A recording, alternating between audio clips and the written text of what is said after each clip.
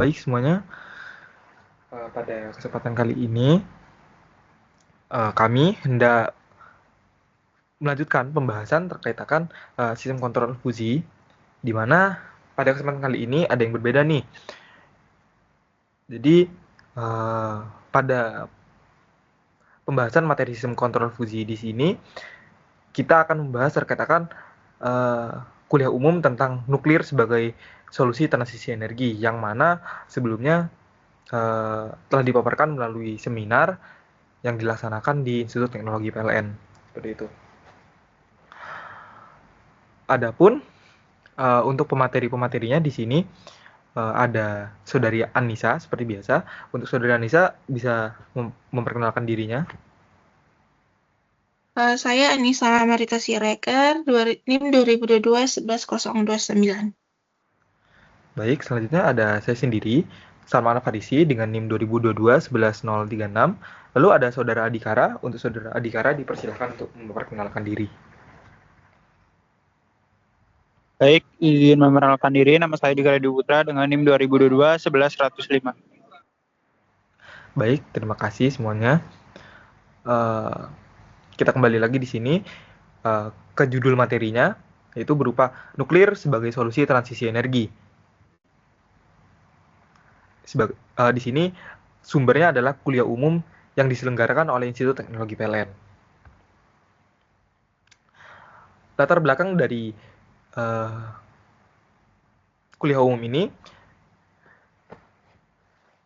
ada dua, yaitu maksudnya ada dua, secara garis besar ada dua pokok bahasan, yaitu ITPLN meresmikan GINES, Global Institute for Nuclear Energy and Sustainable Development, sebagai lembaga riset nuklir nasional. Yang kedua, yaitu mendukung masuknya energi nuklir ke RUPTL tahun 2025 hingga di 2034 dengan target awal 500 MW PLTN. Jadi dengan target awal di sini kapasitas 500 MW untuk PLTN-nya sendiri, dan rencana jangka panjang mencapai 4.000 hingga 4.300 MW untuk kapasitas dari PLTN-nya sendiri. Seperti itu. Lalu selanjutnya ada beberapa materi utama. Dari latar belakang itu dipecah lagi, ada beberapa materi utama, yaitu peran nuklir di masa transisi energi, yaitu energi nuklir dianggap sebagai game changer atau perubah keadaan untuk mencapai ketahanan dan kedaulatan energi. Juga PLTN diproyeksikan menurunkan emisi karbon secara signifikan, sekitar 0 sampai 12 gram karbon dioksida per kW, yang mana nilai ini jika dibandingkan dengan pembangkit renewable energi lainnya cukup signifikan ya. Jauh lebih rendah dibanding PLTU yang sekitar 870 gram karbon dioksida per kWh-nya. Lalu selanjutnya GINES dan sinergi SDM, di mana GINES menjadi pusat riset dan kolaborasi global, membangun SDM ahli, kebijakan nuklir, bahan bakar, hingga penanganan limbah radio. Target membangun SDM sertifikat 200 unit dari PLTN itu sendiri hingga tahun 2020, hingga tahun 2050.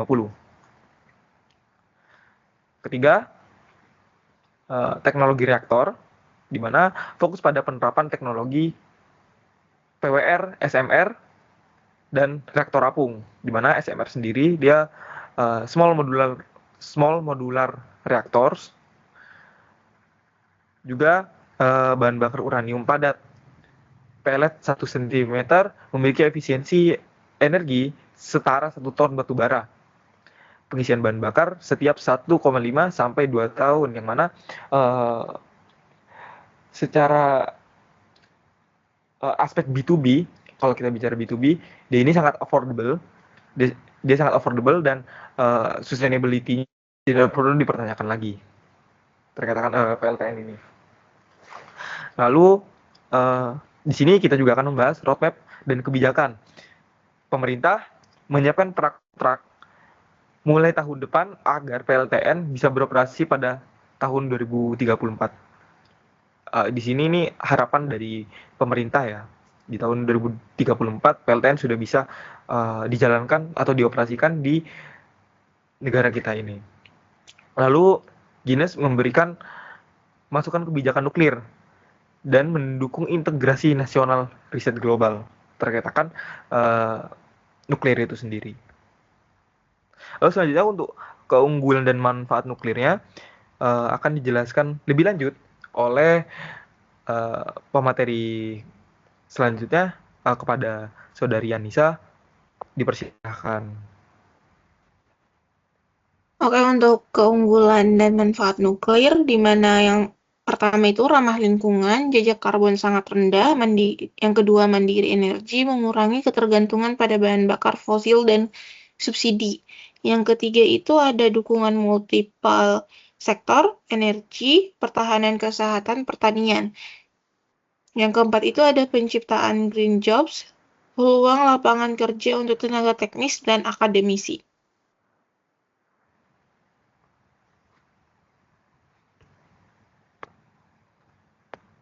Oke, untuk kriteria energi ramah lingkungan, PLTN dinilai memenuhi 6 kriterium penting. Yang pertama, emisi rendah selama seluruh siklus. Yang kedua, lahan penggunaan terbatas. Yang ketiga, minim gangguan ekosistem. Yang keempat itu manajemen limbah tersistem. Yang kelima itu berkelanjutan dari segi bahan bakar dan ekonomi. Yang keenam itu harga terjangkau bagi masyarakat.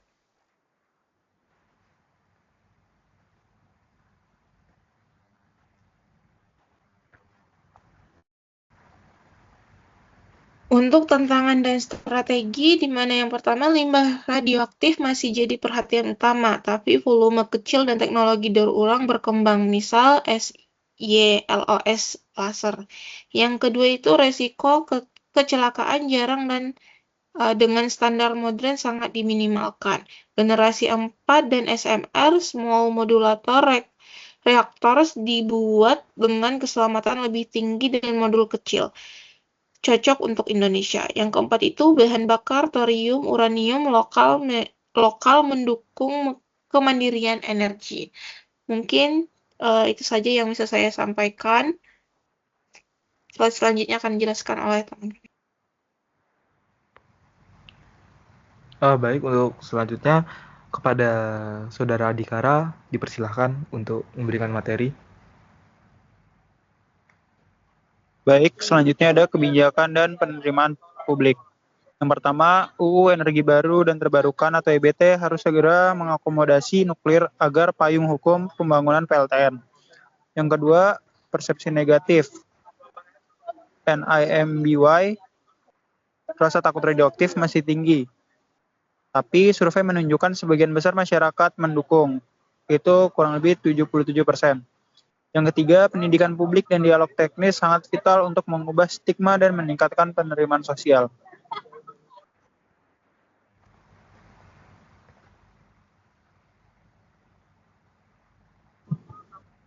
Oke, selanjutnya ada kesimpulan. Yang pertama, nuklir mampu mendukung transisi energi Indonesia menjadi target rendah karbon dan peningkatan ketahanan energi. Yang kedua, PLTN menawarkan kombinasi ideal emisi rendah, andalan tinggi, efisiensi lahan, dan berkelanjutan. Yang ketiga, penerapan PLTN secara aman dapat diwujudkan melalui teknologi generasi baru dan dukungan regulasi serta edukasi publik. Mungkin itu yang dapat saya sampaikan. Saya kembalikan ke moderator. Baik, terima kasih atas materi-materi yang telah disampaikan kepada Saudara Anissa dan Saudara Adhikara. Jadi sedikit pendapat dari kami bahwasanya PLTN ini dia merupakan sumber energi yang tidak hanya ramah lingkungan, tapi juga dapat memberikan listrik murah yang efisiensinya dapat menyaingi PLTU yang sekarang sudah komersial dengan risiko emisi karbon yang sangat-sangat rendah. Dan juga tingkat selain tingkat efisiensi dan tingkat keramahannya yaitu tinggi, dia juga memiliki sifat di mana ekosistemnya dia lebih tertutup, jadi minim akan gangguan seperti itu. Baik, apabila pada video ini ada pembahasan yang kurang berkenan atau bila mana ada koreksi, kami sangat-sangat terbuka untuk koreksi yang akan diberikan. Sekian dari kami. Assalamualaikum warahmatullahi wabarakatuh.